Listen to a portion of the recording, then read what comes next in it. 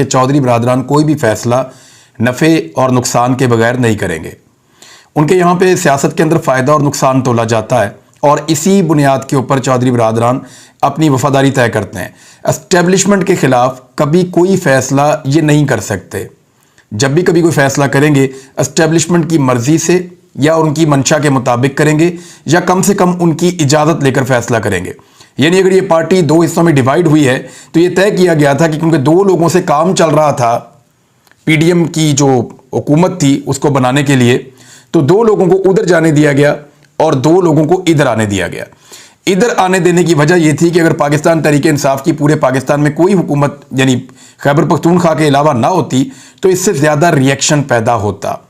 और इसका जो रिएक्शन है हमजा शहबाज के वज़ीर आला बनने के बाद पाकिस्तान की एस्टेब्लिशमेंट के ऊपर भी आ रहा था और ये एक इंतहाई भोंडा और गलत फैसला था।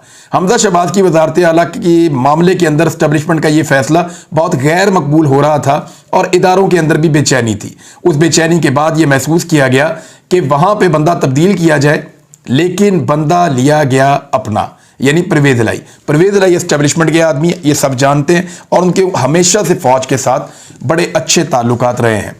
अब मुनस इलाई ने एक स्टेटमेंट दिया है जो स्टेटमेंट बिल्कुल एक्सपेक्ट किया जा सकता है और आने वाले दिनों में आपको और स्टेटमेंट्स भी एक्सपेक्ट करने चाहिए। इमरान खान साहब ने अगर असम्बलियाँ तहलील करनी है तो फौरी तौर पर करें। इमरान खान साहब इसमें जितनी ताख़ीर करेंगे ये मामला लटकता चला जाएगा।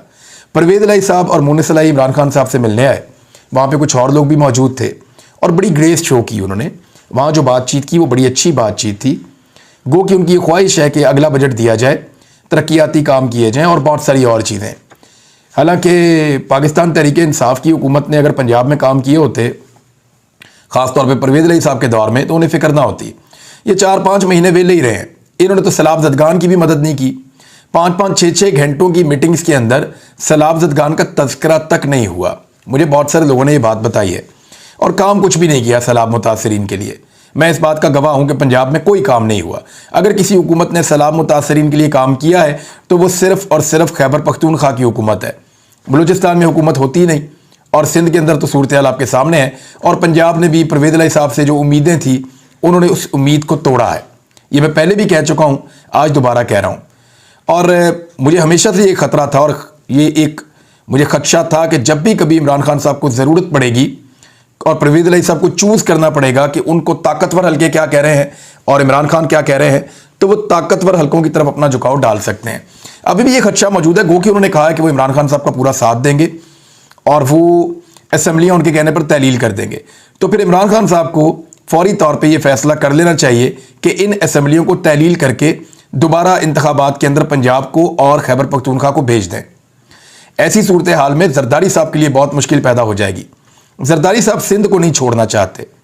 जरदारी साहब को यह पता है कि अगली वफाकी हुकूमत उनकी नहीं बन रही और जरदारी साहब ये भी जानते हैं कि या तो पीपल्स पार्टी सिंध में जीतेगी या फिर कहीं भी नहीं होगी।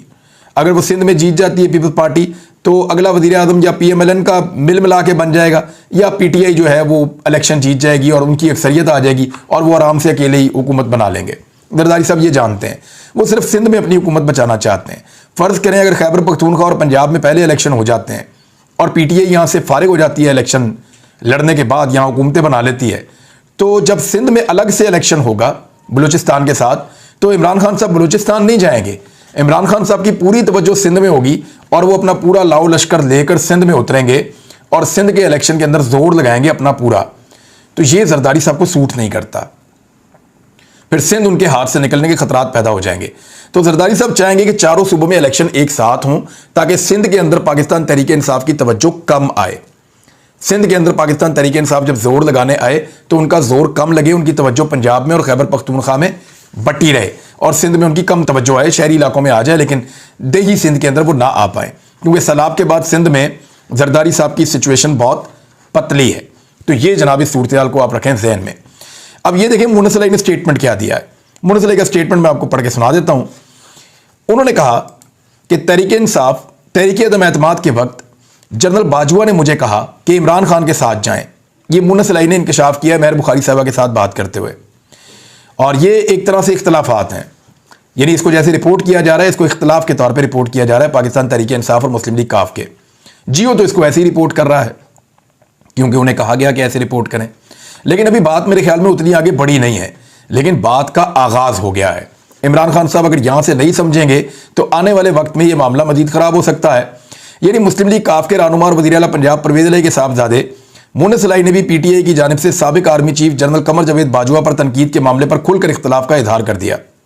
मुन्नस इलाही ने निजी टीवी चैनल को इंटरव्यू देते हुए इंकशाफ किया कि जनरल बाजवा के खिलाफ मौजूदा मुहिम गलत है।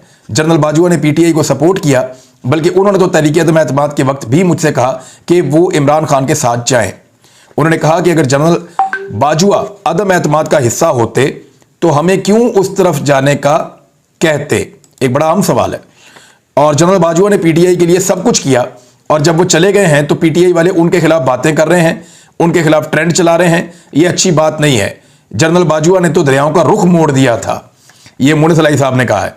और इसके अलावा मुन्नस इलाही का कहना था कि अदालतें गैर जानिबदार हैं, पंजाब हुकूमत के मामलात में भी एस्टेब्लिशमेंट कोई मुदाखलत नहीं कर रही, ना ही इमरान खान पर हमले की FIR में एस्टेब्लिशमेंट का कोई किरदार था। उन्होंने कहा कि इस वक्त एस्टेब्लिशमेंट गैर सियासी है।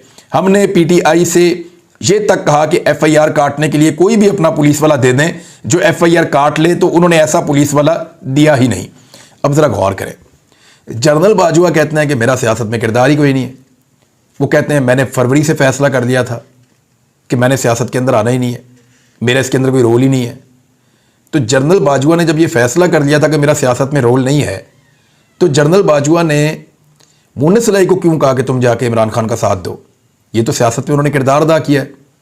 तो वो जो लोग घुंघरू तोड़ रहे थे नाच नाच के कि जनरल बाजवा कह रहे हैं कि मेरा सियासत में किरदार नहीं है और फौज गैर सियासी हो गई है, ये इदारे के ऊपर एक एलिगेशन मुन्नस इलाही की जानिब से आया है कि फ़ौज गैर सियासी नहीं हुई, बल्कि जनरल बाजवा ने सियासत में किरदार अदा करते हुए मुझे मशवरा दिया कि तुम जाओ और जाकर इमरान खान का साथ दो।